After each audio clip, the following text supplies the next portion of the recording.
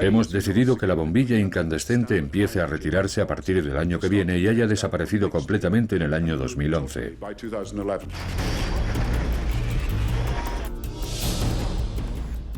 La emisión de gases de efecto invernadero se reducirá en un 20 o incluso en un 30%.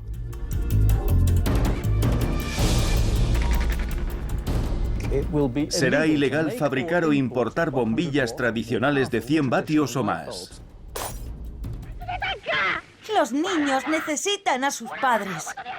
Y los padres a sus hijos. La vida no se compra con dinero. ¿Entiende lo que estoy diciendo?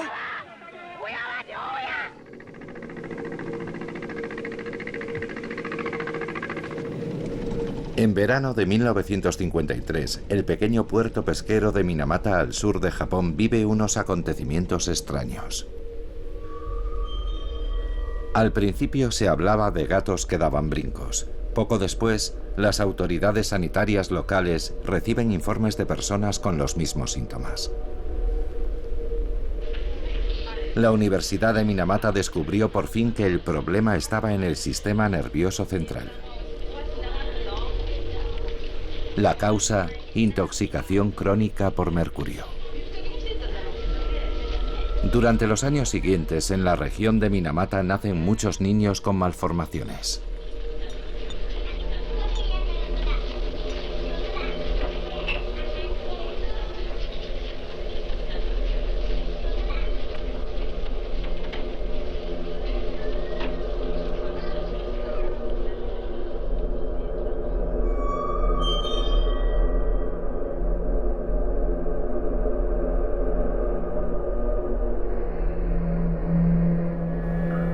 La empresa química Chiso llevaba años arrojando directamente al mar residuos con mercurio.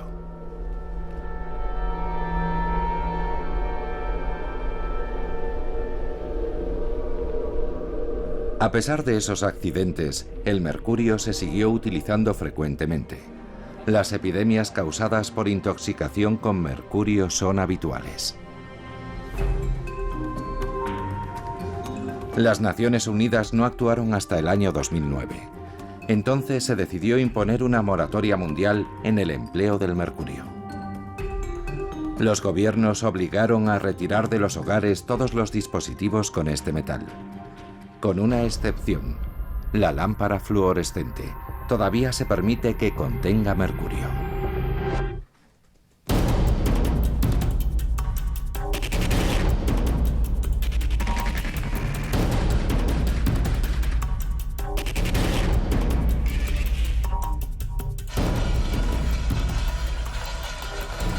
Al principio parecía fácil contribuir a la lucha contra el cambio climático. ¿Quién no quiere salvar el planeta? Todos podíamos participar con solo enroscar una bombilla de bajo consumo.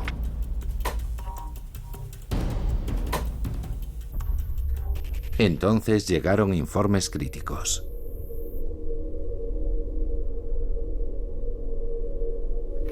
¿Pongo en peligro a mi familia usando bombillas de bajo consumo o ayudo a salvar el mundo? ¿Qué es más importante? ¿Qué debemos sacrificar por el bien común? ¿Y quién dice la verdad?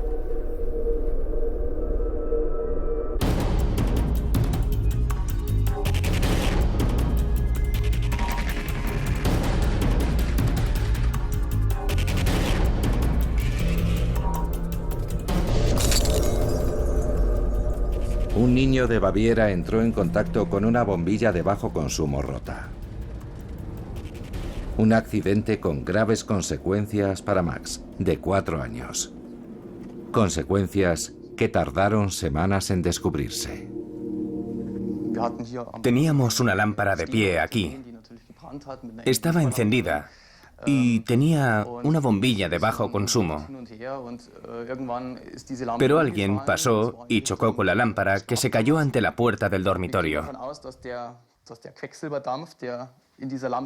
Creemos que el vapor de mercurio que había en la bombilla se extendió por las habitaciones y entró en el dormitorio. Sucedió por la tarde, entre las 4 y las 5. La familia Lau se ha mudado a casa de unos vecinos. Desde el accidente en enero de 2010, su casa es inhabitable. La bombilla de bajo consumo se rompió en invierno. 2 o 3 semanas después, los niños estaban haciendo un muñeco de nieve.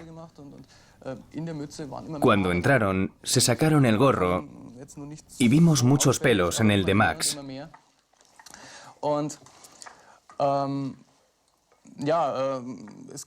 Al principio no se notaba mucho, pero cada vez era más evidente. Al final, el pelo se le caía a mechones con solo agarrarlo.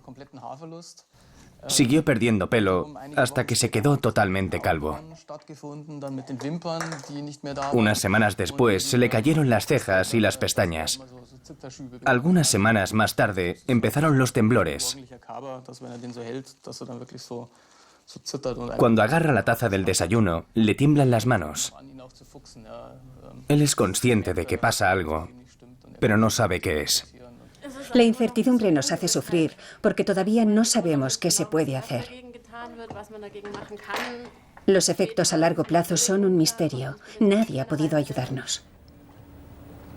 Después de una odisea de médico en médico sin ver ninguna mejoría en la enfermedad de Max, la familia decidió consultar con un especialista en intoxicación por mercurio. Cuando la bombilla de bajo consumo se rompió, estaba encendida, así que se desprendió más vapor de mercurio que si hubiera estado fría. En un caso como este, está claro que la causa de la enfermedad es la intoxicación por mercurio. Max estaba perfectamente sano antes del incidente. Aún así, puede que otros factores hayan contribuido a esta situación. El tratamiento debe tener en cuenta todos los posibles factores y eliminarlos en la medida de lo posible. A la luz de la información que me han dado, les recomendaría emprender un programa de desintoxicación por mercurio. Respira hondo, muy hondo. Ahora expulsa el aire con fuerza. Eso es. Muy bien.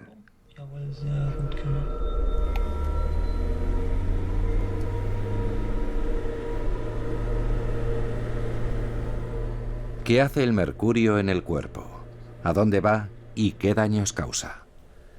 El Laboratorio de Análisis Químico y Microbiológico LAFU busca toxinas y sustancias patógenas en los hogares. Recibimos unas 1000 solicitudes al año de personas con problemas en sus casas. De esas, 900 llaman cuando ya están enfermas. Nadie sabe por qué. Suelen contar una larga historia de sufrimiento, muchos médicos, ingresos en el hospital, largas convalecencias, medicación, etc. Pero nadie les ha preguntado nunca si puede haber toxinas o metales pesados en su hogar que puedan ser la causa de la enfermedad. Es una pregunta sencilla que se suele pasar por alto. La gente se pone cada vez peor y no tiene ni idea de cuál puede ser la causa.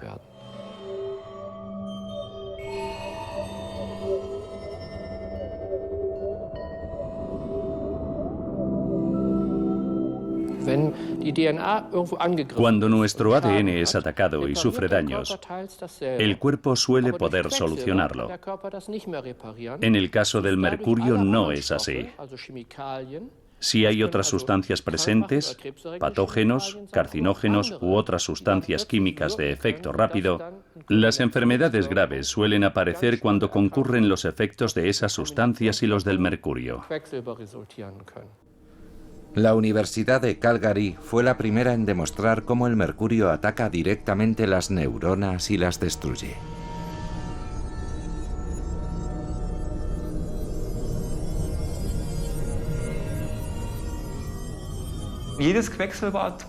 Cada átomo de mercurio causa daños. Una cantidad ínfima basta para causar graves enfermedades. El vapor de mercurio es especialmente tóxico porque se absorbe casi completamente por la respiración, pero no vuelve a expulsarse rápidamente. Invade otros órganos como los riñones, diversas glándulas y especialmente el cerebro. donde puede permanecer durante décadas. Se acumula y nos pone cada vez más enfermos. Cada aporte de mercurio nos hace un poco menos inteligentes, porque también ataca el cerebro. ¿Cuánto mercurio hay en una bombilla de bajo consumo? El método de medición estipulado por las autoridades comerciales de la Unión Europea implica destruir la bombilla. Hay que cortarla en pedazos, descomponerla en ácido y analizarla. Pero el método tiene una grave falta. Solo se miden los componentes líquidos del mercurio. Los gases escapan. Es como medir el contenido de helio de un globo reventándolo y analizando la goma. Así no vamos a averiguar cuánto helio había dentro. Eso no funciona.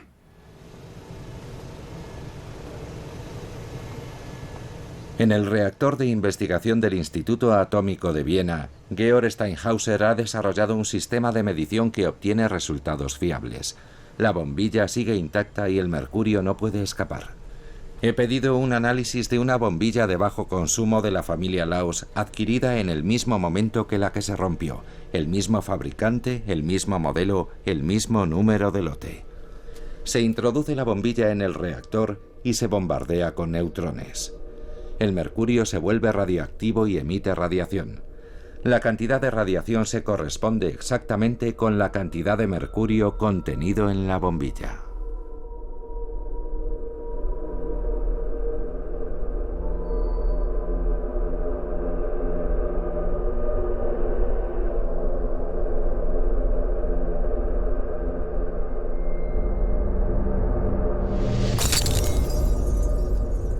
¿Está limitada la cantidad de mercurio que puede contener una bombilla de bajo consumo? El mayor fabricante de bombillas fluorescentes compactas de Europa es Megaman. Espero que allí puedan darme más información. La Unión Europea tiene un reglamento que impone un límite de 5 miligramos de mercurio. Los consumidores pueden tener la seguridad de que ningún producto legal llega al mercado con una cantidad de mercurio mayor.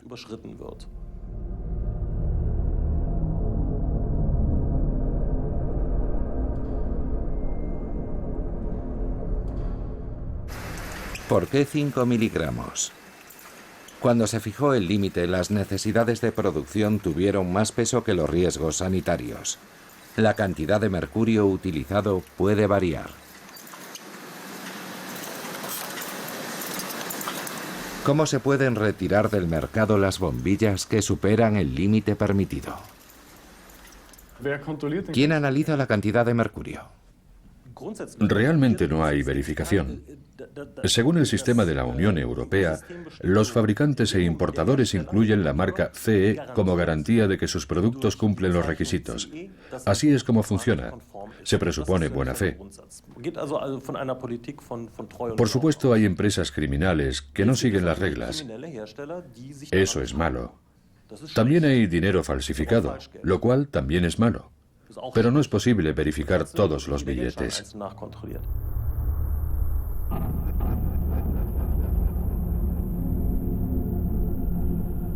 Antes de que la Unión Europea ordenase la desaparición de la bombilla incandescente, encargó un estudio preparatorio a la empresa belga Vito. En ese estudio está la base de la normativa. También incluía el análisis del contenido de mercurio en las bombillas de bajo consumo. Un análisis limitado a solo 5 unidades. Parece una broma. Una muestra de 5 unidades no es base para ningún tipo de declaración científica. Además, una de las 5 unidades supera el límite de 5 miligramos de mercurio. Obviamente, fue una decisión arbitraria, no ciencia de verdad.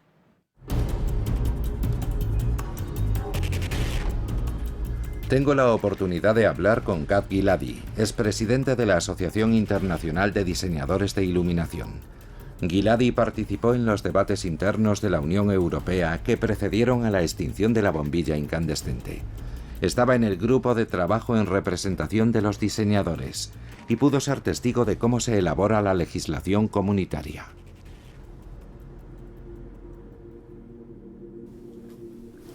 ¿Qué tengo que hacer si se me rompe una bombilla en casa? Tiene que tener esto.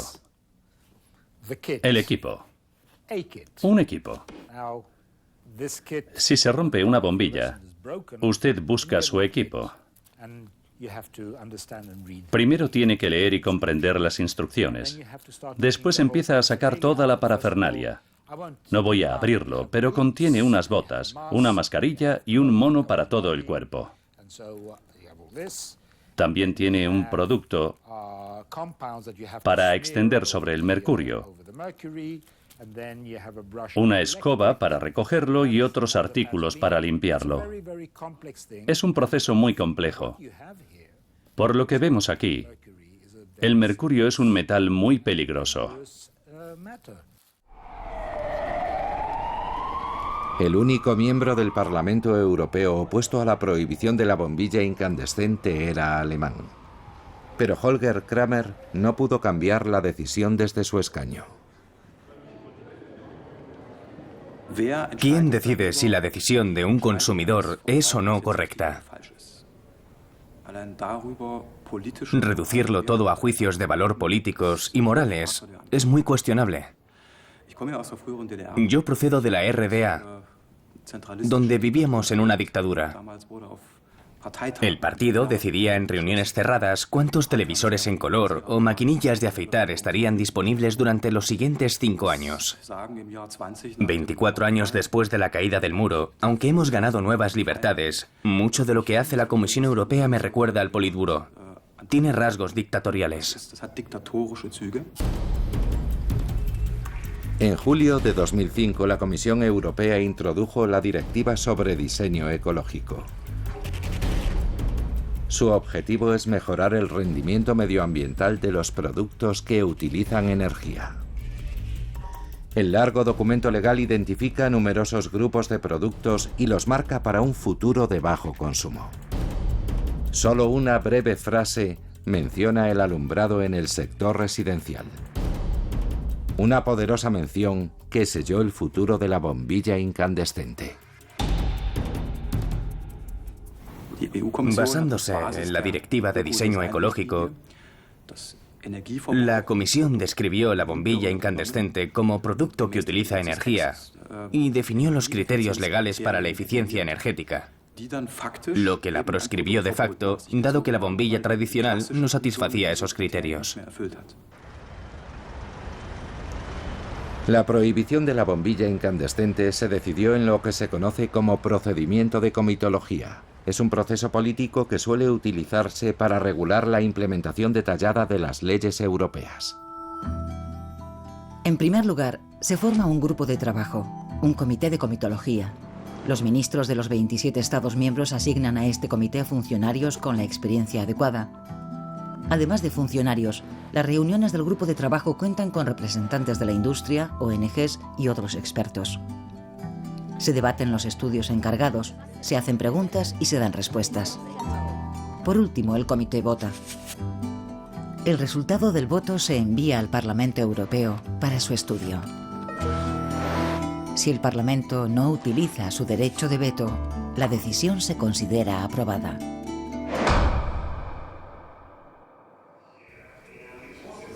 Pero el proceso adolece de un problema fundamental. En el Parlamento Europeo solo se vota una decisión comitológica si una mayoría pide el voto. De lo contrario, el Parlamento no vota. De ese modo, la decisión del comité se convierte en ley para toda Europa de forma automática.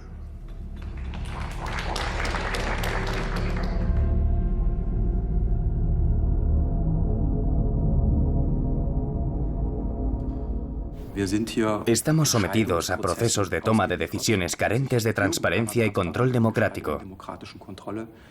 Regulan cosas que forman parte de nuestra vida diaria. ¿Saben lo que es esto? ¿Saben lo que es esto? ¡Es una bombilla! Una bombilla de bajo consumo de Osram. Observen. ¿Lo han visto?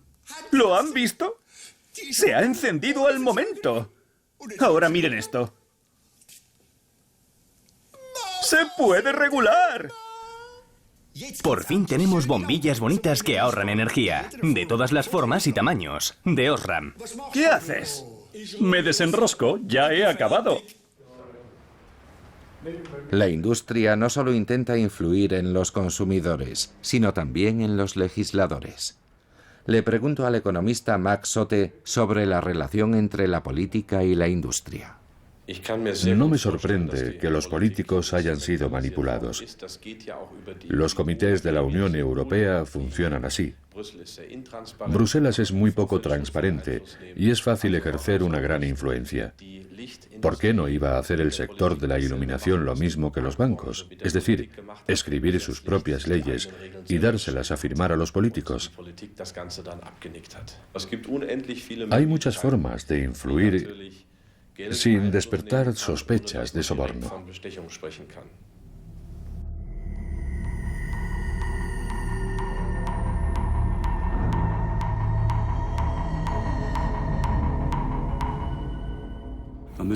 Los criterios para seleccionar a los miembros de los grupos de trabajo deberían ser transparentes. ¿Cómo puede haber dos grandes fabricantes de bombillas en un grupo de trabajo de 30 o 40 personas? No solo dan su opinión, participan en las decisiones. Se están tomando decisiones sobre productos y los intereses económicos influyen directamente en las decisiones políticas. ¿Quiénes serán, Osram y Philips? En Europa solo hay dos grandes fabricantes de bombillas incandescentes, Osram y Philips. Por supuesto que estaban presentes, los dos olieron las oportunidades de negocio. La bombilla de bajo consumo es uno de los productos con los que salen ganando todos los participantes de la cadena del proceso. Se beneficia al consumidor, el medio ambiente, el vendedor y el fabricante. Tenemos 400 modelos. Un verdadero logro. La mayor parte de las innovaciones que permitieron a la Unión Europea potenciar las bombillas de bajo consumo y suprimir las incandescentes son obra nuestra. En mi opinión, Europa está dominada por intereses empresariales. Las grandes empresas llevan tiempo controlando grandes parcelas de la vida diaria. Tienen una gran influencia, especialmente a la hora de regular sectores e industrias. La historia del sector de la iluminación está marcada por acuerdos y compromisos desde el principio. Las grandes empresas no quieren competir innecesariamente. El primer acuerdo para marginar a la competencia fue el cártel clandestino Fibus. En 1924, representantes de varios fabricantes de bombillas se reunieron con la intención de repartirse el mercado. La idea del cártel, naturalmente, era no dar demasiada luz al consumidor para maximizar los beneficios. Las bombillas incandescentes funcionan durante un tiempo determinado, indicado en estas tarjetas de mantenimiento.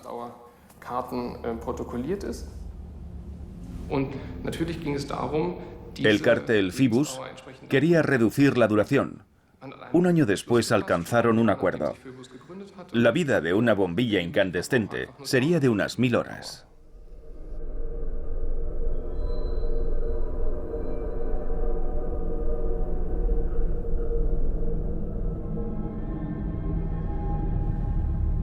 Todavía se conserva documentación del cártel gracias a Osram, uno de los miembros y el mayor fabricante de bombillas de Alemania en la actualidad. Ahora esos documentos se encuentran en el Archivo Estatal de Berlín. Miles de páginas. Correspondencia con miembros del cártel. Objeciones. E incluso actas de reuniones. ¿Cuál es la posición de Osram en la actualidad? No quieren saber. He escrito a Osram y a Siemens preguntando sobre el cártel y dicen no saber nada. Es como tener un abuelo nazi. ¿Qué? ¿Mi abuelo? ¡Qué tontería! Esa es la reacción. ¿Pero lo niegan? Sí, lo niegan cada vez que dicen que la historia de las 1000 horas es una tontería. Por supuesto, también había empresas más pequeñas que no tenían fuerza para entrar en el cártel. Firmas que, como los galos de Asterix, intentaron resistir frente a esa fuerza superior. Merkur era una de esas empresas que intentaban huir de la presión del cártel.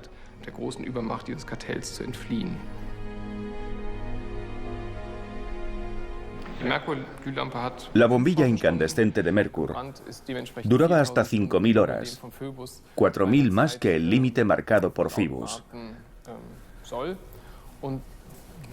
Ya se imaginará que Merkur no era muy apreciada por los miembros del cártel.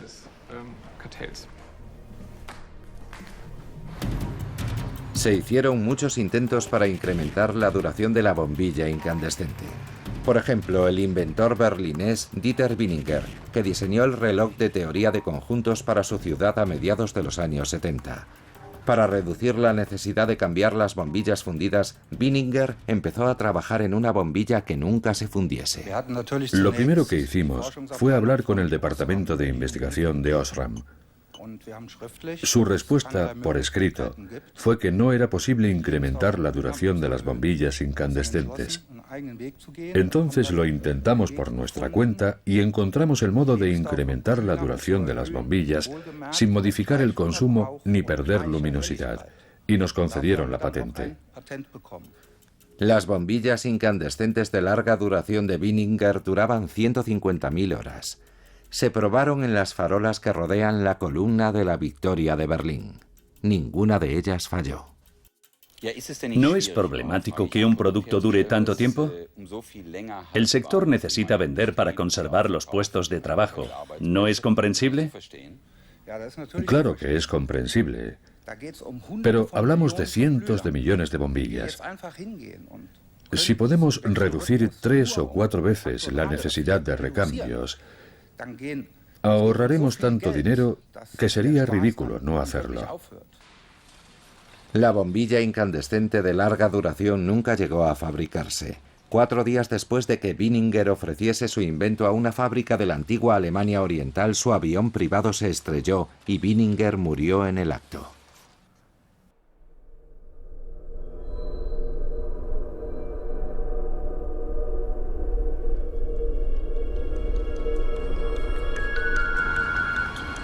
Kevin Shaw es el responsable de asuntos medioambientales y sostenibilidad en la Asociación Internacional de Diseñadores de Iluminación Profesionales. Lleva años observando el imparable crecimiento de la bombilla fluorescente. Hola, ¿qué tal? Es muy frustrante.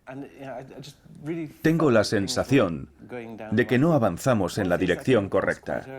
Una de las cosas que descubrí fue el estudio de Klaus Staniek para Greenpeace de Alemania de principios de los 90.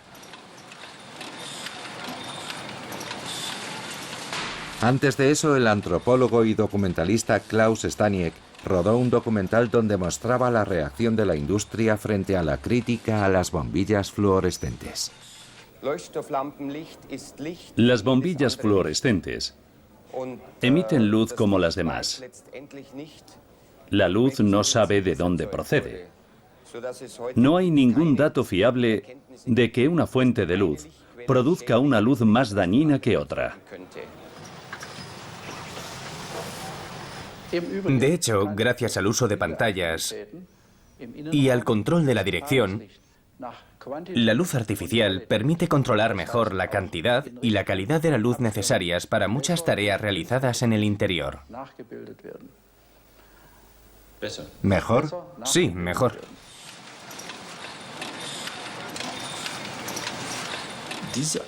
Esa es una actitud muy extendida en el sector. Es sorprendente si se piensa bien. Nadie niega que la tecnología pueda reproducir la luz sin tener en cuenta las propiedades biológicas, el impacto sobre el cuerpo humano y sobre otros seres vivos. Es lo normal.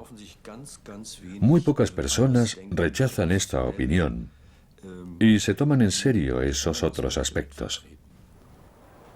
¿Cuánto se parece la luz generada por esas bombillas a la luz del sol? No creo que esa cuestión preocupe de verdad al consumidor. Fue en 1990, creo, tras la presentación de mi documental. Greenpeace de Alemania se puso en contacto conmigo y me encargó un estudio. Su objetivo era determinar si tenía sentido usar bombillas fluorescentes para ahorrar energía.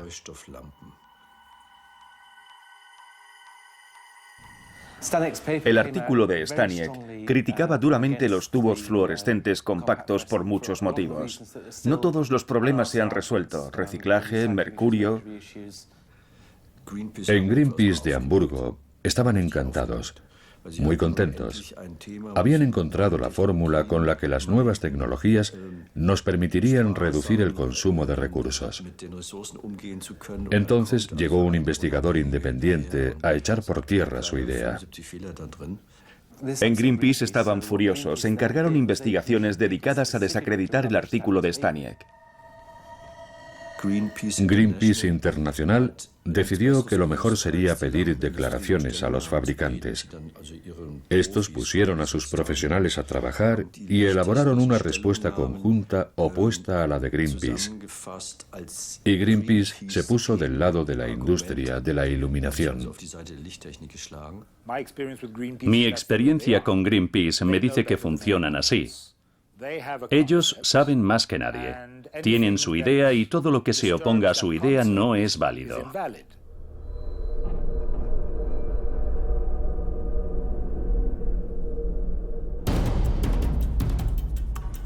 Greenpeace intenta influir en la legislación europea a través de su oficina en Bruselas. Maggie Sideridou es la responsable de energía y cambio climático. Representó la postura oficial de Greenpeace en los comités sobre bombillas domésticas. Nunca había oído hablar de este estudio.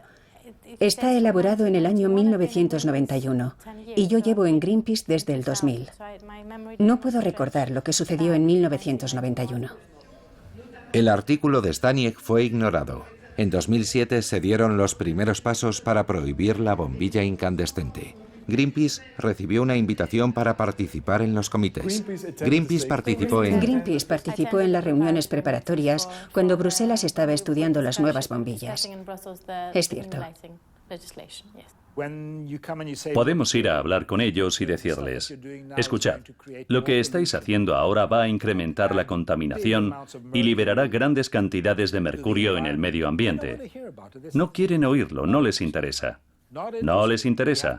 Hay que prohibirlas. En esas reuniones dijeron inmediatamente. No querían esperar. Tenía que ser ya.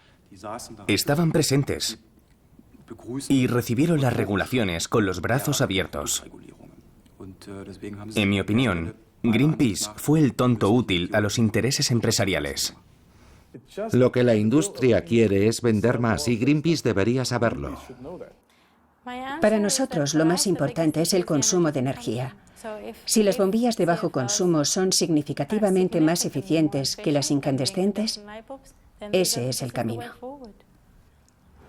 Ellos parten de la idea de que el tubo fluorescente compacto es bueno y la incandescente es mala.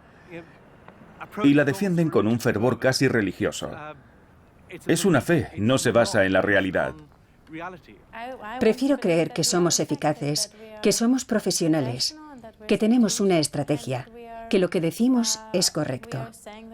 La gente nos escucha y confía en nosotros porque lo que decimos es razonable. Mi experiencia me dice que no quieren hablar ni escuchar. No atienden a razones, tienen su agenda y la siguen. Hay tubos fluorescentes compactos en casa con los niños. En ningún caso pondría uno en el dormitorio de mi hijo. Yo tengo 2 en el dormitorio de mi hijo. ¿Y si se rompe? Pero también hay muchos otros tipos de accidente doméstico. ¿A quién se le ha caído una bombilla incandescente? ¿Cuántas veces? ¿Y una de bajo consumo? ¿Es tan grave? Yo creo que no llega ni al 1%. Cuando una bombilla de bajo consumo se rompe, parte del recubrimiento fluorescente se separa del interior de la bombilla en forma de polvo. Si la bombilla se ha utilizado, el polvo desprendido estará contaminado con mercurio. Como consecuencia, Cualquier recipiente utilizado para tirar la bombilla rota también estará contaminado con mercurio.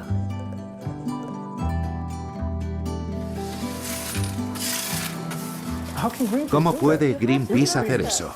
Debe confiar en que hacemos lo correcto. A ver, a fin de cuentas, puede confiar en mi palabra.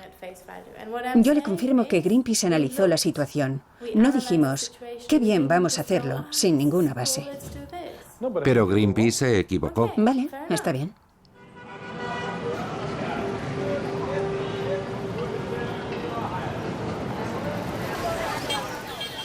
La bombilla rota de la familia Laus provenía de una fábrica de la India, un país que intenta resolver sus problemas de consumo de energía mediante el uso de bombillas fluorescentes compactas. Toxics Link es un grupo ecologista que quiere prohibir los sistemas de iluminación que contengan mercurio. Este es su director fundador, Ravi Agarwal.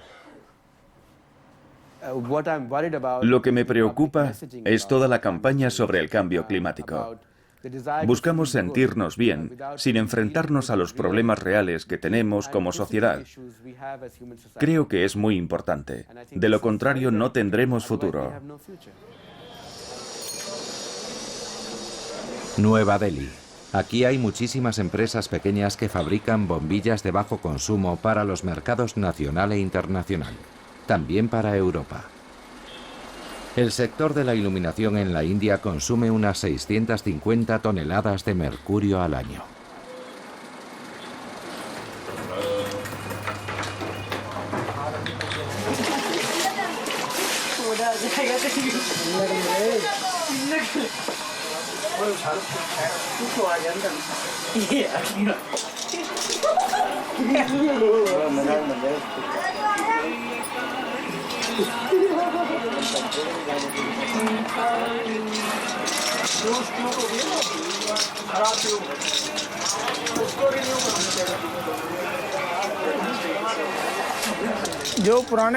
Retiramos la base de las bombillas viejas que tienen el vidrio roto. Reutilizamos la electrónica. Solo sustituimos el vidrio. No hay residuos. Las piezas pueden volver a usarse. ¿Cuántas bombillas hay aquí?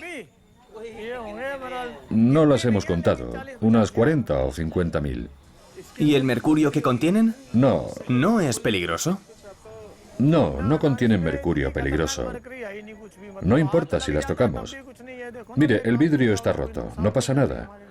Cuando la bombilla se rompe, el mercurio circula y se mezcla con la capa de fósforo. El vidrio es blanco. Apenas contiene mercurio. Cuando se rompe, estalla y el mercurio desaparece. Podemos tocar la bombilla sin que se nos quede mercurio en la mano. El problema del mercurio es que la gente no se imagina que pueda ser tan peligroso en cantidades tan pequeñas. Otro problema es que el vapor de mercurio no se ve. No se ven sus dos estados, líquido y gaseoso a la vez. Creemos que se queda en la mesa y no nos damos cuenta de que lo estamos inhalando. El vapor de mercurio es invisible. En el laboratorio podemos usar luz ultravioleta para ver cómo el mercurio se evapora a temperatura ambiente.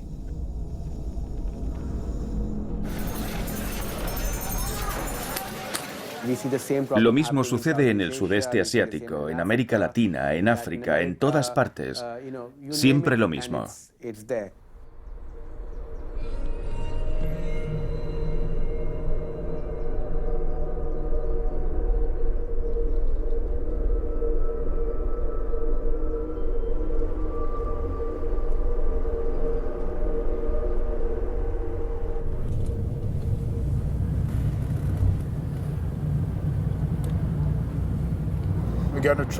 Ahora vamos a la administración responsable de recolección y reciclado.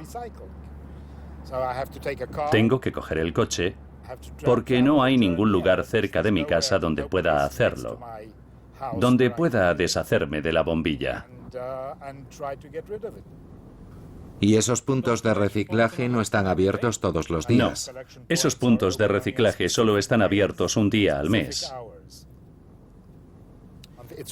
Un día al mes y durante 1 hora. ¿Y si ese día no podemos? Si no podemos, tenemos que esperar otro mes.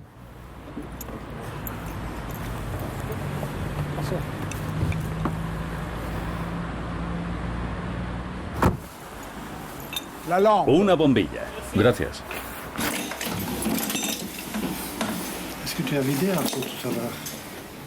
¿Se rompen mucho? Es el riesgo de nuestro trabajo. ¿El riesgo de vuestro trabajo? Intentamos hacerlo lo mejor que podemos, pero puede que el cielo sea perfecto, pero yo no lo he visto. De momento.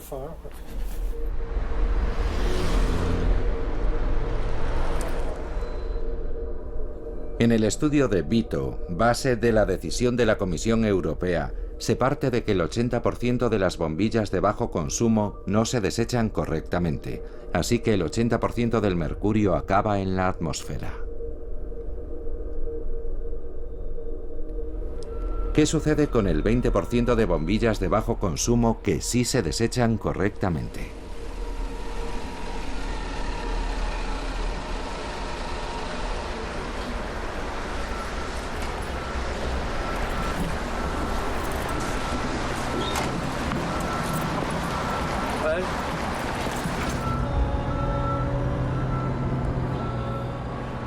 Se me ha roto una bombilla.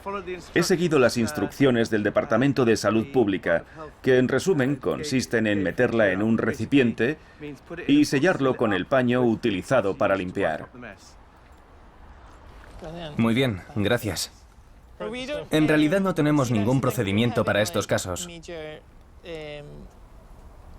Lo que podemos hacer es echarla ahí dentro. El problema es que aquí no reciclamos este tipo de plástico. Así que tenemos que echarlo en el vertedero. ¿Quieren que lo haga ahora? Sí. Está bien. ¿Se da cuenta de que se está exponiendo a...? No voy a inhalarlo ni a tocarlo. Solo voy a tirarlo aquí. Aquí está sellado. Lo echo en la parte de atrás. Y ahora voy a echar esto en el vertedero. ¿Me acompañan?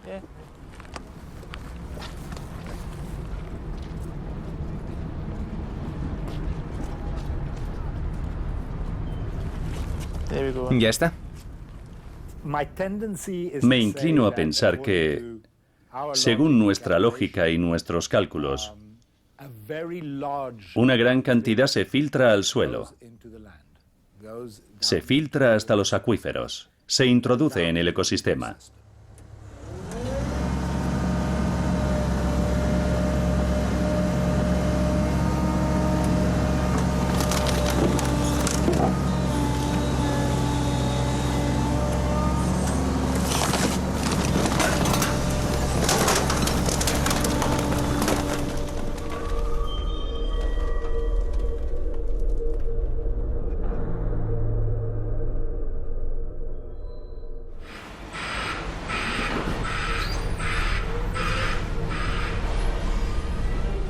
Un cliente acaba de traernos este contenedor lleno de bombillas de todo tipo, fluorescentes compactas y tubos fluorescentes. ¿Cuántas hay en un contenedor como este? En una caja como esta son unos 600 kilos por cada contenedor de acero.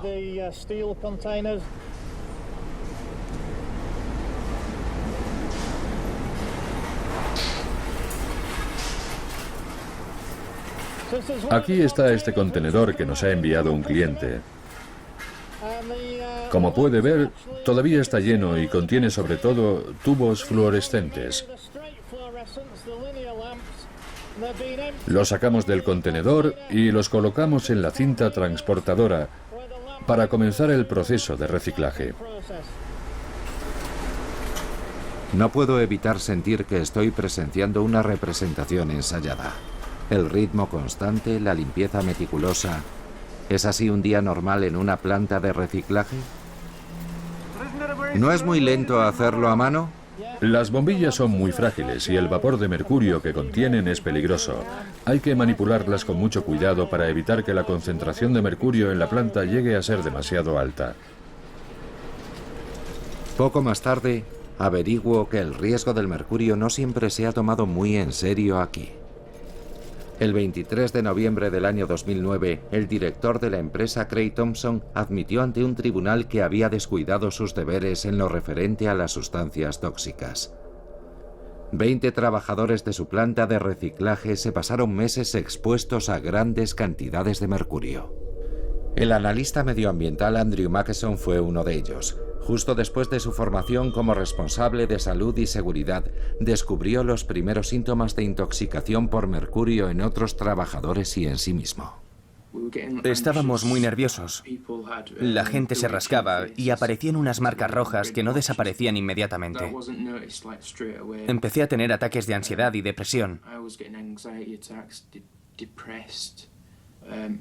Cuando hablé con los directores sobre el mercurio, me dijeron que todo era seguro y que yo no sabía de lo que hablaba porque estaba en prácticas. Entonces lo denuncié a Sanidad.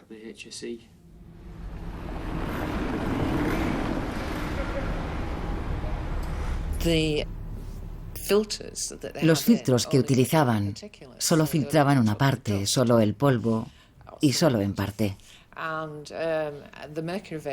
El vapor de mercurio seguía circulando por toda la fábrica. En esta foto vemos cómo descargan los tubos. Incluso se ve que la carretilla ha roto el contenedor. Y ese hombre está de pie en la cinta, lo cual ya es preocupante.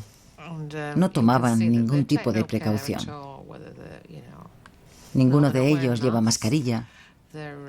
Tiran los tubos directamente en la cinta sin preocuparse de que puedan romperse. Esta gente ni siquiera sabía que estaban trabajando con mercurio. No tenían ni idea. Todos los trabajadores de la fábrica, absolutamente todos, desde los limpiadores hasta los oficinistas, estaban inhalando mercurio. Tenía problemas de memoria.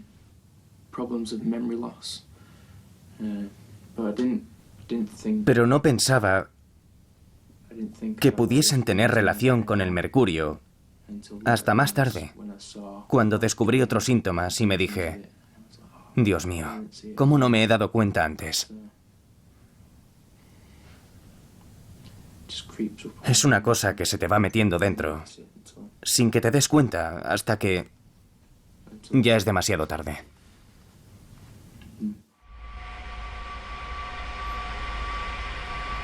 El mayor depósito de residuos peligrosos del mundo está en Herfeneude, en Alemania.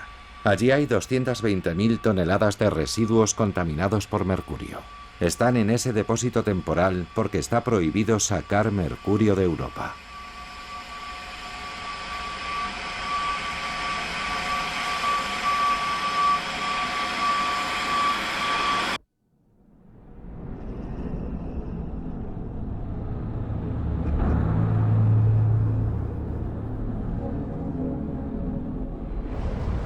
El comisario de la Unión Europea responsable de la prohibición de la bombilla incandescente es Andris Piebalgs.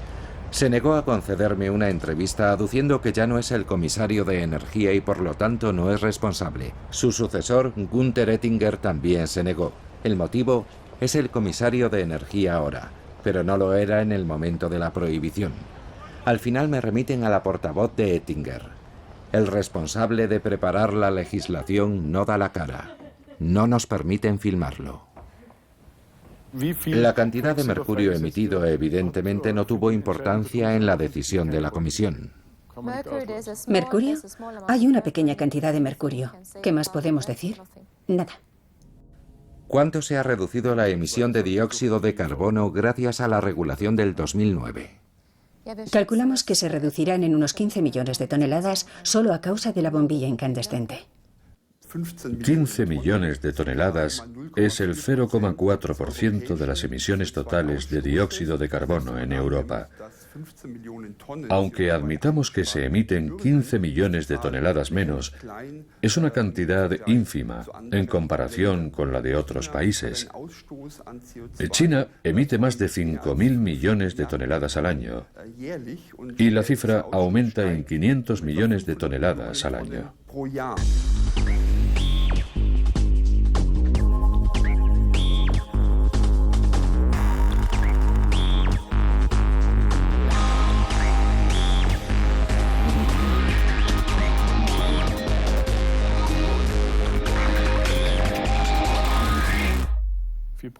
Eso no es mucho. ¿Y qué quiere? ¿Una declaración en la que reconozca que no es mucho? ¿No es muy poco? Bueno, pues reformule la pregunta y yo le responderé. De acuerdo, se lo pregunto otra vez. Así sabré qué es lo que quiere oír. ¿Cuál es la importancia de la prohibición de la bombilla incandescente para la política energética europea, teniendo en cuenta que se calcula un descenso en la emisión de dióxido de carbono de solo el 0,4%? Creo que sería un error, uno que nosotros no hemos cometido, pensar que el fin de la bombilla incandescente bastaría para reducir a cero nuestras emisiones de dióxido de carbono. Es una parte de una política más amplia. La indicación de eficiencia se incluye también en lavadoras o en frigoríficos. Hemos tomado otras medidas de eficiencia energética. Ha habido que reformar edificios. También hemos estipulado que se invertirá más en energías renovables como la eólica. La bombilla incandescente es solo una pequeña parte, pero forma parte de una política más amplia que esperamos que nos ayude a combatir el cambio climático.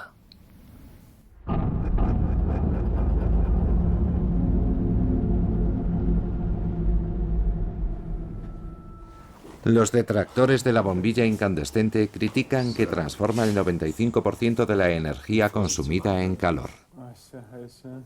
2 ingenieros alemanes han transformado esa debilidad en una ventaja. Es un diseño clásico, lo que lo hace fácilmente identificable. Y funciona con el mismo principio que la antigua bombilla incandescente. Pero está destinada a la calefacción. Y su eficiencia es total, casi el 100%. Todavía se pierde energía en forma de luz, pero a muchos consumidores les gusta. Así que hemos conservado la estructura de cristal y no la hemos oscurecido. Además, encaja en los antiguos portalámparas que ya no se utilizan. Se fabrican en China. Los chinos no participaron en la reducción de la vida útil de las bombillas incandescentes. Estoy muy satisfecho con la calidad del primer lote. Trabajamos en un lugar que no está controlado por las potencias europeas. Así que también podemos producir bolas de calor de larga duración.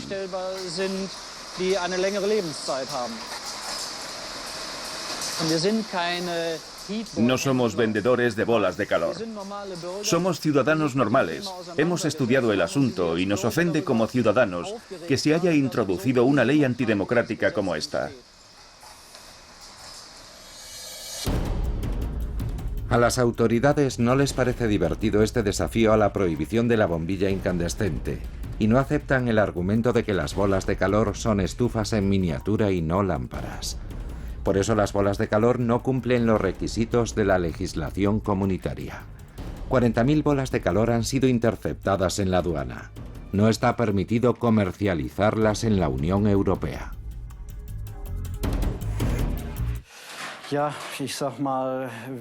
Parece que los que se han puesto gafas políticas han perdido de vista la realidad. Pero ya hemos dicho que consideramos esta campaña como una intervención artística. Si nos impiden completarla, tendremos paciencia y llevaremos a cabo nuestro deber cívico con valor y con fuerza si es necesario. ¿El deber de resistir? El deber de ser conscientes y el de garantizar que es posible cambiar las cosas, señalando lo que no está bien. Creo que nos enfrentamos a la base de nuestro sistema político, o al menos es lo que recuerdo de la escuela. Por eso me he unido a esta lucha. Quiero ayudar a elevar la conciencia pública y favorecer que la gente haga preguntas sobre la validez y la finalidad de esta ley comunitaria. ¿Ayudará realmente a proteger el medio ambiente y la humanidad? ¿O es que alguien nos está tomando el pelo? ¿Cree que la Unión Europea puede poner fin a esto? Sí. Con leyes. Solo tienen que cambiar la legislación. Tienen que hacer lo mismo que cuando la crearon. Ahora hay pruebas. Pruebas sólidas de que estaban equivocados. Alguien tendrá que responsabilizarse y decir, estábamos equivocados, hay que cambiarlo. Es la única solución posible. Nosotros tenemos la razón de nuestro lado, así que tengo claro que al final venceremos.